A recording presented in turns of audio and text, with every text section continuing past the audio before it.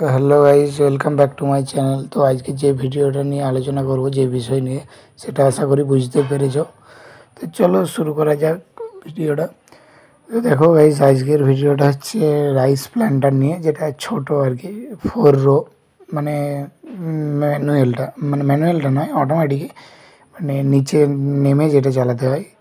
তো গাইজ দেখো, এটা মানে তলাগুলো পলিথিনের উপর ফেলতে হয় আর কি, মানে বীজতলাটা পলিথিনের উপর এইভাবে মানে শুকনো সার এবং মাটি দিয়ে বীজটাকে ফেলে, তারপর এটা মানে এই যে যেখানে ভিডিওতে যে জিনিসটা দেখানো হচ্ছে, এটা কম বয়সের মানে বীজতলা, এটা বয়সটা আর একটু বেশি হলে ভালো হতো আর কি।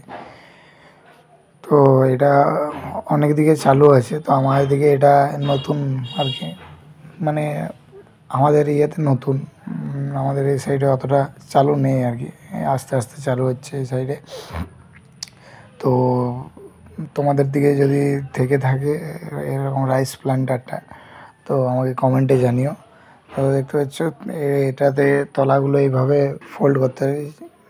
যাদের এই সাইডে এগুলো চালু আছে তারা নিশ্চয়ই জানো, আর যাদের এই সাইডে চালু নেই জিনিসগুলো তারা অতটা জানো না। তো এগুলো পলিথিনের উপর বীজতলাটা ফেলতে হয় এবং তলাটা মেশিনে ভরার আগে এরকমভাবে কেটে নিতে হয়। তো দেখো গাইস, এটাতে মেশিনের তলাগুলো ভরা হচ্ছে এইভাবে, মানে 4টে রো আছে, তো লম্বা হবে 4টে ট্রের মতো আর কি। ওটা ট্রেতেও কেউ বীজতলাটা ফেলে, কেউ পলি ব্যাগের উপরেও ফেলে আর কি, ঠিক আছে। তো আমাদের সাইডে মানে পলিথিনের উপরে ফেলেছিল আর কি। তো এটা যেটা আছে ইয়ানমার কোম্পানির পেট্রোল ইঞ্জিন আর কি, ঠিক আছে, ইয়ানমার কোম্পানির। তো দেখো তলাগুলো ভরার পর এইভাবে মানে মেশিনটা স্টার্ট করলে এইভাবে পিছনে যে ড্রাইভার সে এইভাবে হেঁটে হেঁটে যাবে। তো লাগানো হচ্ছিলো খুব সুন্দরভাবে, অসুবিধা কিছু নেই, কিন্তু বীজতলাটা যদি সাইজটা আর একটু বড়ো হতো তাহলে আরও মানে ভালো লাগতো আর কি, ঠিক আছে, বা ভালোভাবে লাগানো যেত। সাইজটা একটু ছোটো ছোটো। তো মানে এই রাইস প্ল্যান্টার যে জমিতে চলবে সেই জমিতে জল খুব একটা বেশি থাকা চলবে না আর কি, জলটা পরিমাণে কম থাকতে হবে, এরকম টাইপের আধো আধো জল আর কি। তো এটা হচ্ছে ইয়ানমার কোম্পানির, মডেলটা আমি পরে দেখাচ্ছি। তো ওনারা বলছিল নাকি যে 1 ঘন্টাতে প্রায় 2 বিঘার কাছাকাছি লাগিয়ে দেবে। তো আমার এটার সম্বন্ধে বিশেষ একটা ধারণা নেই আর কি, আমাদের এই সাইডে এটা নতুন চালু হচ্ছে আর কি। আমার বাড়ি থেকে মিনিমাম ওই 30-35 কিলোমিটার দূরে এটা চলছিল, তো আমরা গিয়েছিলাম আর কি দেখতে।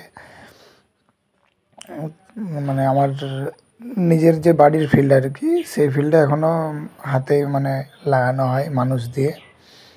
আমাদের এই সাইডে এখনও মানে চালু হয়নি, আস্তে আস্তে চালু হচ্ছে আর কি।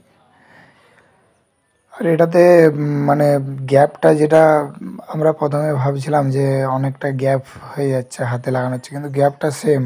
পাশে আমরা দেখলাম অন্যান্য বিলে হাতে লাগানো ছিল আর কি, মানুষে লাগানো, তো সেগুলোর গ্যাপ আর এটার গ্যাপ একদম সেম, 19-20 আর কি, ঠিক আছে।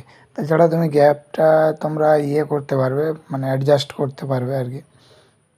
মানে অ্যাডজাস্ট বলতে গাছ টু গাছ অ্যাডজাস্ট করা যাবে, আবার এই সাইড থেকে মানে রো টু রো অ্যাডজাস্ট করা যাবে, ঠিক আছে। তো যাদের যেখানে যেমন সুবিধা হবে করা যাবে আর কি মেশিনটাতে। আর মেশিনটাতে তেল সার্ভিস আমরা যেটা জানতে পারলাম আর কি ওনাকে জিজ্ঞেস করে, তেল সার্ভিস খুবই ভালো। মানে ইয়ানমার কোম্পানির তো তেল সার্ভিস এমনিতে মানে খুবই ভালো আর কি, ঠিক আছে। তো মেশিনটা জাস্ট আরও স্পিডে লাগানো যাবে, কিন্তু স্পিডে দিলে ঠিকমতোভাবে মানে গাছগুলো পড়ছে না আর কি। আর বন্ধুরা, এখন যে ভিডিওটা স্ক্রিনে দেখতে পাচ্ছ এটা হলো মানে আজ থেকে মিনিমাম ওই 10-12 দিন আগের লাগানো আর কি, এটা মেশিনেই লাগানো।